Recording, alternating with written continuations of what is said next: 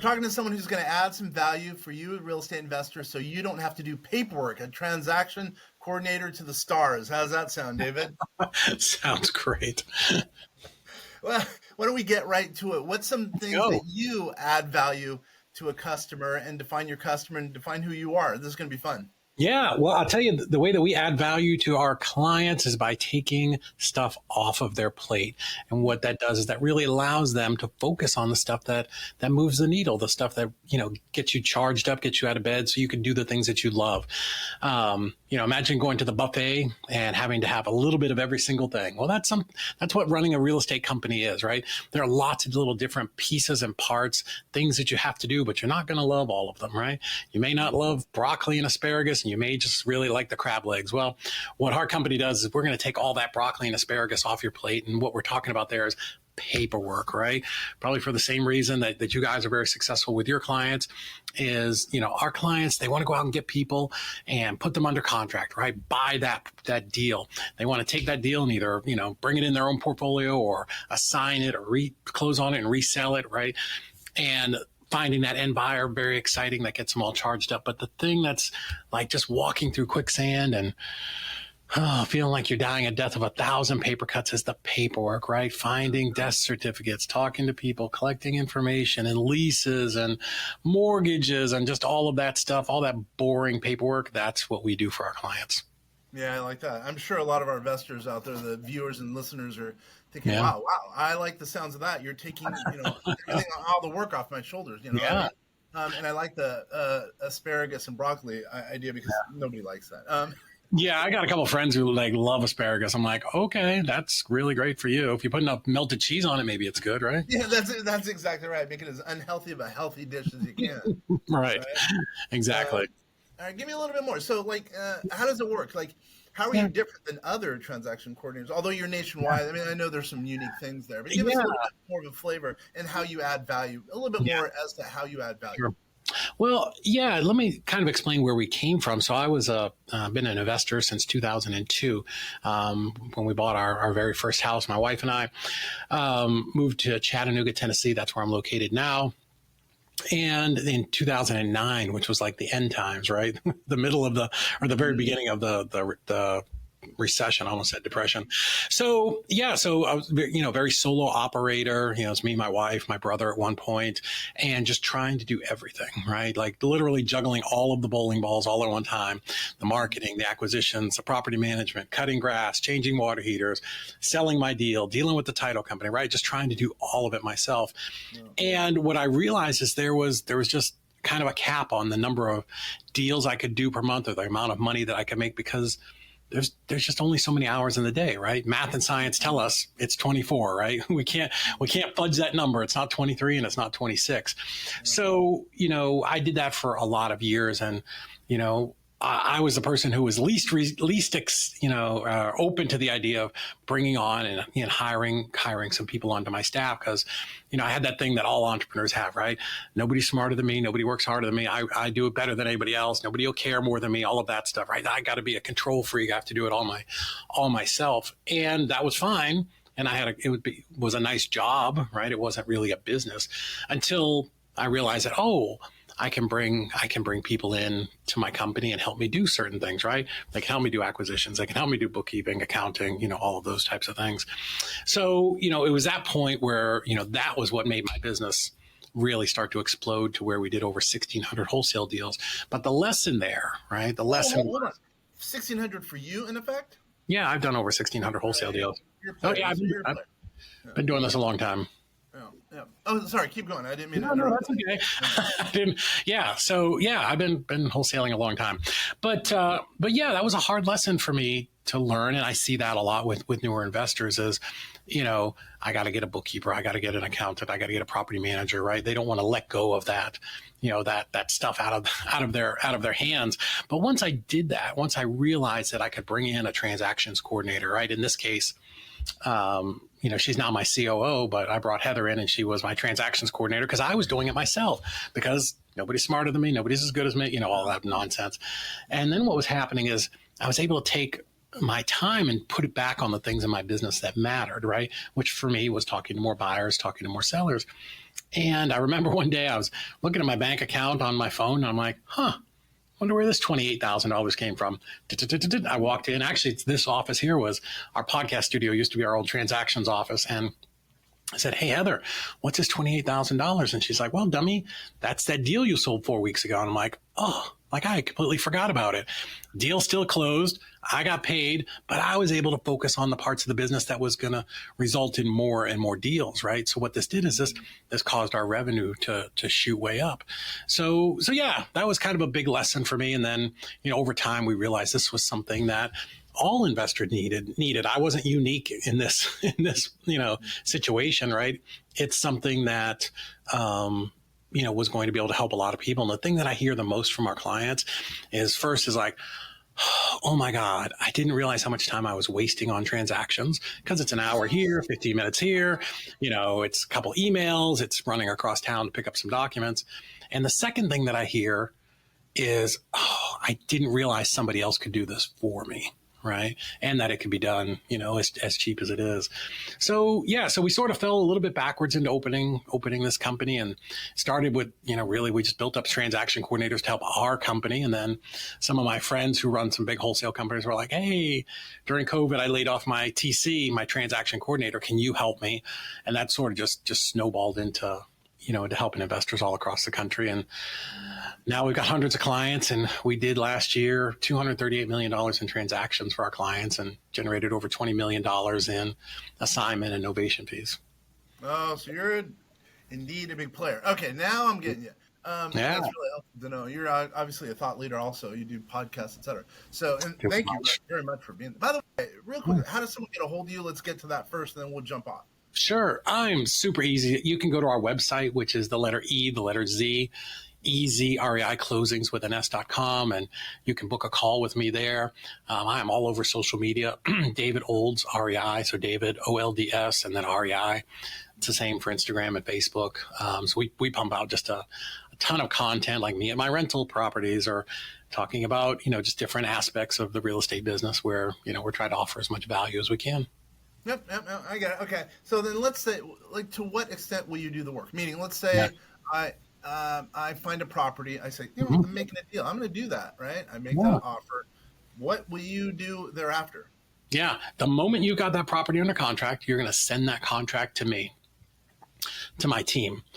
So a little bit about us. We're operating here out of Chattanooga, Tennessee. We don't use any remote workers, no virtual assistants. We have 17 coordinators right now. Every one of them is here in this office. In fact, right on the other side of that wall. So they are all here. So you're going to send us that contract. We're going to assign it to the right coordinator and the right title company, because one thing about us is we work in all 50 states and we handle all transaction types. So it doesn't matter if it's a wholesale deal, sub to, notes, wraps, installment deal, whatever it is, right? We handle all types of deals because, before we shut our wholesale company down, I was a 15-year wholesaler, and I get that every deal is going to be a little bit different, right? They're not all going to be the same. So you're going to send that to us. It's going to get assigned to, let's say, Claudia, one of my coordinators. She's going to call up Mrs. Smith, right? Hey, Mrs. Smith, I'm working with Kenner on your deal over here at 123 Main Street. Hey, I'm going to be your point of contact from here all the way till closing because I want you out. Go get your next deal. Go worry about selling your deal. Mrs. Smith, I need to collect some information from the title company so I can get you paid just as quickly as possible, right? Because we are always going to dangle that carrot. First off, you're our client, but she's the seller. It's our job to bring her over the line. Great. We have a kind of a proprietary, like a 5-page, we call it just an intake or a seller doc form. We're going to ask her every single question that the title company is going to need. So you're not going to get those 1,000 emails from the title company. Oh, what's their forwarding address? How do they want to get paid at closing? What about this? What about this other thing? What about this missing document, right? All of that will come through us, and we will communicate with the seller. So we'll get all that information. We're going to kind of take all that work off your plate, giving you back your time. Once you have your end buyer in place, same thing.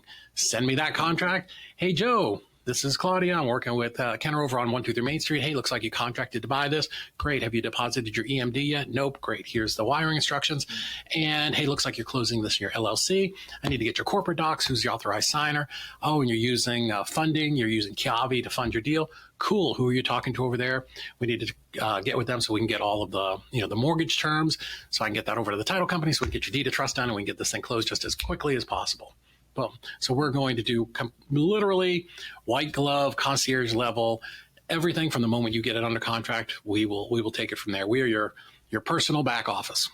Yeah, I get it. So as I think we do here at solutionsgroup.com, we do tax, finance, artificial intelligence for entrepreneurs. So we are really big advocates of technology, and I like to ask our people who are on, as we call you, a partner, episode partner. So to what extent are you using either technology or artificial intelligence to get that football over the goal line? Yeah, very little artificial intelligence. Our business is a people business, right? We are on the phone constantly. Our phone minutes are off the charts, thousands every single week. There's no artificial intelligence way to call them up and say, hey, I need, the mortgage release was never filed with the county in 1987. We need to have you dig through some boxes and look that stuff up, right? There's so much of the title. People have tried to open title companies based off of AI and technology and failed miserably because one of the problems is there's no standardization in this industry. Right? We have 50 states who all love to do it different ways. There's title states and attorney states and abstract states and escrow states and some states like California who do it a little bit different, whether you're in the north part of the state or the south part of the state. And then there's 3,100 counties who all have completely different systems. Some of them aren't even online. So there is no way to pull that data. Now, we do work very closely with First American and Old Republic, and they've got some things where when we upload parts of our file, it can scan through and it'll pull like the property address, some very, very basic stuff. But again, deeds are written differently by almost every single attorney, no matter who's writing it. So there's no standardization. It's not like a 1040, right? Like where everybody uses the same form and it's very easy to go in there and plug in and pull out the numbers. So unfortunately, so much of what we do is just manual on the phone, sending an email, sending a text, following up with people. And even beyond just collecting information, what we do for our clients is, if you've got Mrs. Smith, who's your seller, right? This is what used to happen to me. I'm a solo operator. I get Mrs. Smith under contract. She's very excited. I'm very excited. Everybody's very excited. But what's my next thing? Right now, I'm worried about selling this deal. Right. So now I sort of set her aside, and I'm out here running around town trying to sell my deal, showing it to people, all of these things. And now it's been 3 or 4 weeks, and I call Mrs. Smith back up, and I'm like, "Hey, good news! We're ready to close next week." She's like, "Close? Who are you?" Right? Like what? Something. Oh, you're that. I talked to you 4 weeks ago. You were serious? Oh, I contracted with somebody else. Right. So one of the things, because we know this is a big problem in our industry, we stay on the phone with Mrs. Smith every single week. Hey, Mrs. Smith, just wanted to let you know we're on track to close December 3rd. If you have any questions, let me know. But everything's on track. Are you okay? Yep, great, awesome. Talk to you next week. Right. So just a lot of that. It is a lot of hand holding in our business and making sure that these files get over the line. Yeah, I'm sure. And I guess I don't really care if I'm an investor and I'm using you guys. I don't really care if you guys are using technology as long as the project gets done, you're getting the ball over the goal line. I guess that's all I care about.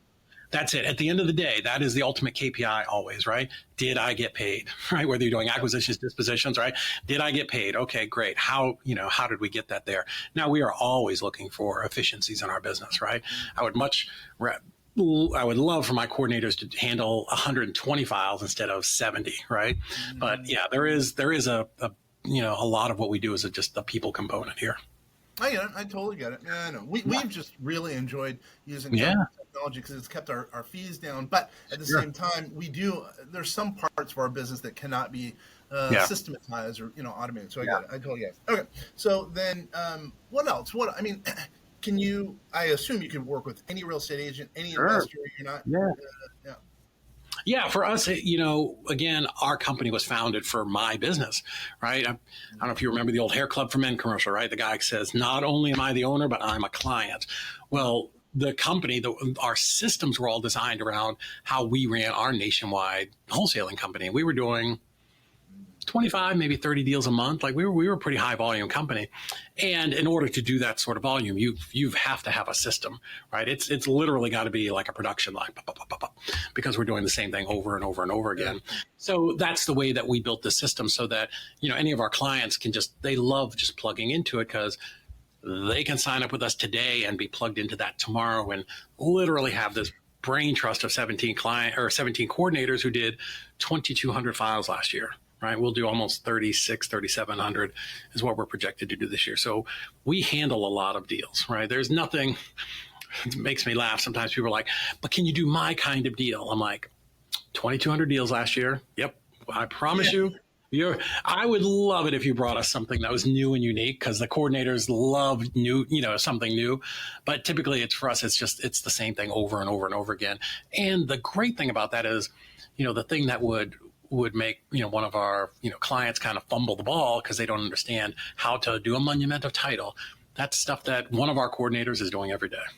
Yeah. It might be new to the investor, or it might be new to the first-time home buyer or whatever. But for you, it's like, we've done that numerous times. Yeah, and nobody got into this business to be, to learn title abstracting, right? We got into this business to make money and have fun and do the parts of the business that we love. And I've yet to come across somebody who's like, God, I just love Excel spreadsheets and filing this stuff and learning how to do a notice of interest in some odd county in Virginia. It blows me away how much paperwork is required. I guess I get it too, because we're in a litigation-oriented society. But man, it's crazy how much paperwork there. I could not. I mean, we do bookkeeping for clients, for solopreneurs, entrepreneurs. I couldn't imagine the stuff that you do. I really could not imagine that. Oh, there are easy ones, right? It's an easy transaction where somebody bought it 2 years ago and it's a cash sale. We're in and out really quick, but we have deals all the time that take a year to close because they're going through probate or pre-foreclosure or bankruptcy or whatever it is. So, those files get, they'll have 60, 70 documents in there trying to get it closed. Yeah, I don't know how you do that. Oh my gosh. That must be unbelievable. Yeah, what we do, and that's, I guess, if we do have technology, my COO, Heather Anderson's amazing at building that part out. She actually came from Amazon, so she's very big and understands those types of systems. And if you can run, 18,000 packages through a building in one day, you can certainly handle our 2,200 files a year. So she's built out just an amazing back office for us. And that translates to a great, customer facing portal for our clients. So yeah, you've definitely got to have a good system. When something changes, and something's got to be changed within that system, and it's got to be, as simple as scalable, right? So it's got to be something that all of our coordinators can adapt to very quickly. Yeah, I totally get it. So you've been around. You've been a wholesaler. You do a bunch of transactions. On all the things. Yeah, I mean, but you're still young. You only look like you're 13. How's that sound? Thank you. I do appreciate. That's because I shaved my gray beard off the other day, so I look much younger than the 53 that I'm going to be in 2 weeks. Oh, well, happy birthday! So give us a little tidbit, a little word of wisdom as it relates to whatever, being the transaction itself, or maybe even an investor, maybe even a wholesaler. Yeah. I think, just some general stuff that I've seen over, decades of doing this is, one of the reasons why people fail, they come in and they wash out of the business, or they quit or get frustrated. One thing is true. We do know this: investing works, wholesaling works, right? So within real estate investing, it is like real estate investing is like being a doctor, right? You could be the eye doctor, the ear doctor, the nose doctor, the toe doctor, the butt doctor, whatever, right? Lots of ways to do medicine. Well, real estate is the same, right? You can be a wholesaler, a rehabber, a landlord, storage units, condo conversions, land developer, right? Lots of ways to do real estate. So first off, pick something that you resonate with, something that you like doing. For instance, I would not do short sales because I don't love being on the phone all day, right? Interesting that I own a company that does that kind of stuff, but I created it for me. I'm much more of a talky guy, right? I like talking to buyers and sellers. So find a part of the business that you like. You can certainly, if you're an introverted person, you can make a ton of money. Go buy like shopping malls, right? You're going to talk to some realtors and send some emails back and forth, right? If you can raise some money, you can do it. So what I'm saying is there's lots of ways to do this business. Pick something that you like. do not pick something and then next week pick something else and 2 weeks later do something else. And then, those are the people that fail, that kind of do that bouncing ball, to a new shiny object every couple of weeks. So one, do something you like, get very, very focused on it. And then, the other thing that I tell people is find yourself a tribe, find yourself some people that, you can be around, whether it's a mastermind or an online community or, just a coffee meetup in your own town, because, being an investor, if you're doing this by yourself, can be lonely, right? When you're sitting at your kitchen table and you're calling sellers and they're hanging up and saying F you, and you're like, this is the hardest job ever. I'm the only person that's getting, everybody else is successful and I'm having this problem. But when you get around other people, you realize that, this is just normal part of the business. And then you see other people getting their wins, and that can be very inspiring. And then also there's going to be a day where you're winning and you can kind of give somebody a hand and kind of pull them up. So I'm a big fan of, getting involved and, having some friends, some people that you can lean on, because you are all also this, right? The most successful people out there have bad days and bad weeks, right? Because social media shows us that everybody's got a Rolex and a Lambo and all this stuff. But I know a lot of people, almost all the people in the industry, right? Everybody has bad days. Everybody gets sued. Everybody has crisis. So, having some people that you can really lean on when those things happen, that's what gets you through the bad days.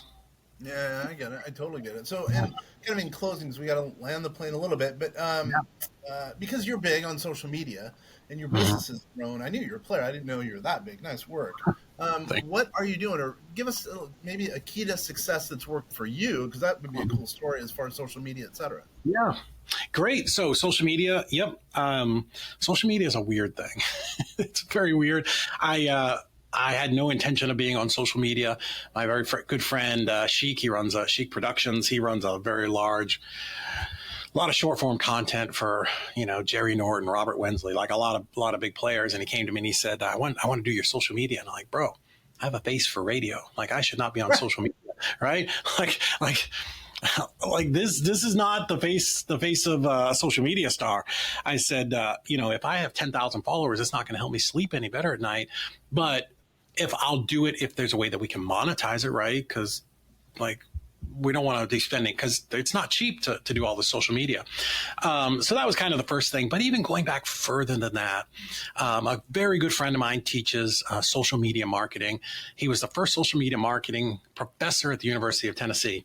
And this is probably in 2015 or 16. And I remember him saying, and this is, if you're listening, you should do this. He said, listen, when you're out at these houses, you should be filming everything, right?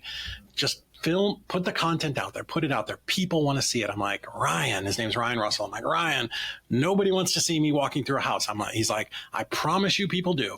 This is why reality TV is so huge, because people love seeing behind the scenes.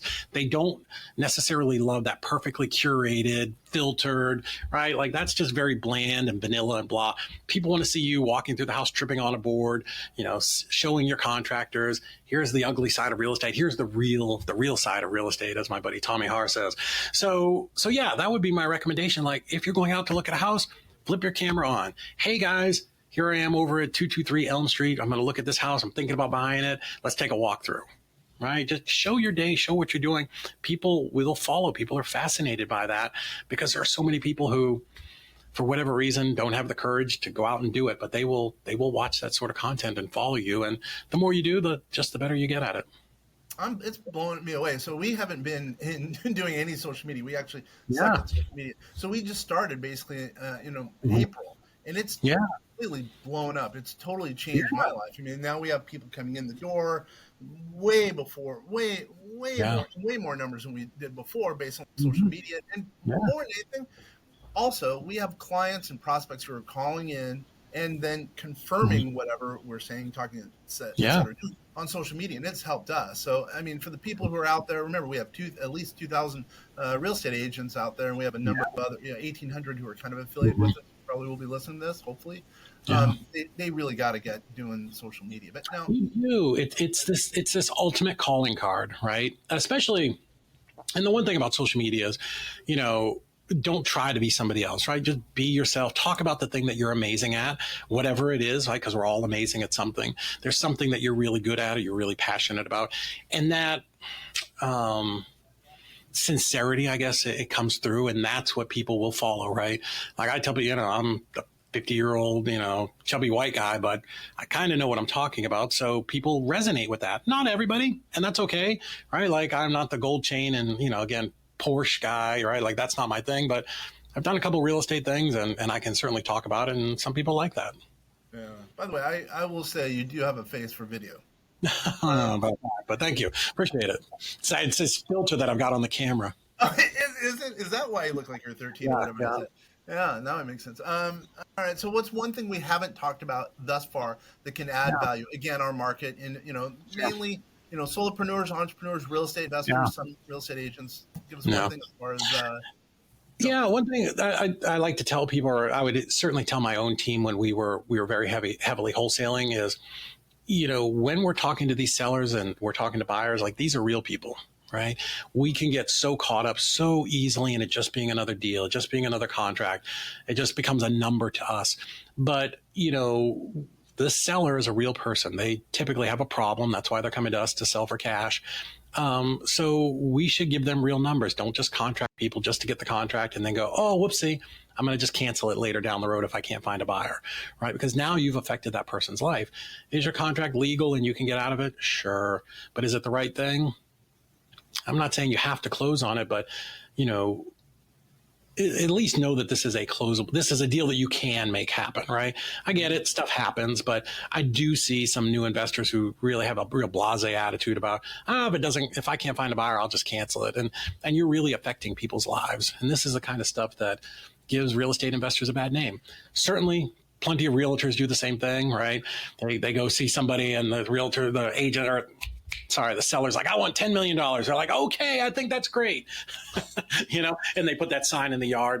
But all of us, let's remember, let's, treat these people with the respect that, we are the real estate professionals. So let's do everything we can to help them, because typically they're in some type of distress or the property's in distress and they're looking for a solution, right? Whether it's an investor or an agent. And, we should be doing our best to help people. And it definitely sounds like you guys are a solution. I like the fact that you're taking the broccoli, taking the mushrooms off our table. Oh my gosh. Yeah, mushrooms too, right? All of it. Yeah, we just want you to have the ice cream and the the boneless pork and the crab legs. Yeah, and what we said, we as far as bookkeeping and taxes, no one wants to do their own taxes, or if they're smart, they no. I mean, it's the work. Be able to sell their widgets, sell their real estate, do whatever, so we can do their stuff for them, so they can do whatever they're very good at, their core function. Yeah. I just read a great book, and I know I'm going long, but I'll tell you this: if you haven't read it, it's called "Buy Back Your Time" from Dan Martell. Fantastic book. I don't know that it changed my life, but for me, I was certainly able to embrace a lot of the stuff he talks about, and he really talks about. Buying back your time means the things in your business that you should not be doing, that you should be outsourcing, bookkeeping, property management, like the things that you don't love, that feel like you're walking through quicksand. Outsource those things, because what that does is that starts to give you back your time that, again, I can just pour into the parts of the business that I love. So if you love talking to sellers and you love talking to buyers, now you have more time for that. If you love talking to sellers but you hate talking to buyers, no problem. Outsource that part of the business, joint venture with somebody else, and just focus on the parts of the business that you love, and you're gonna see your revenue skyrocket, because all of the things that you love and your energy, you can pour it into something that really, the thing that jazzes you up, gets you out of bed, and it's the thing that keeps you up at night and keeps your toes tingling, right? Put your energy there, outsource the rest, and the growth is, there's no limit to what you can do. Yeah. By the way, I haven't talked to Martell in years, but he's a very good. Business management guru. I mean, he knows what's going on. And there's one thing I don't think that you mentioned. By the way, I haven't read the book. There's one thing you did not mention. For me, it's like if we could take something, whatever, like bookkeeping off the shoulders of someone, it's not only the time and the money that they're going to make. It's emotionally, they don't have to worry about doing something they don't want to do. You know what I mean? Right. Yeah, it's not the worrying about it, but it's in the back of your head. You're probably avoiding it, and now it's just kind of taking up space in your brain and you're worried about, absolutely. Find somebody amazing like you guys that can do the bookkeeping. We can do the transactions. Find a great property manager, right?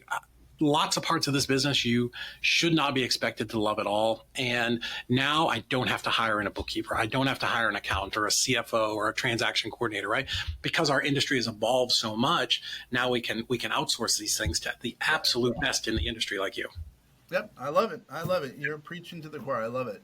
Once again, how does someone get a hold of you one last time? David at EzREIclosings.com if you want. EzREIclosings.com. You can book a call with me or my team. And then I'm, again, all over social media. David Olds, OLDSREI at any of the different platforms. Awesome. I'm so glad you spent the time here. Obviously you're worth a call, worth a click, or whatever the case is. And for all those people out there, thanks so much for spending time listening to us. You could be watching ESPN or Netflix. Instead, you're watching or listening to this. And what is this? This is Vast Voice, telling business secrets to entrepreneurs. Really appreciate everyone's time. Awesome. Olds, nice work. That was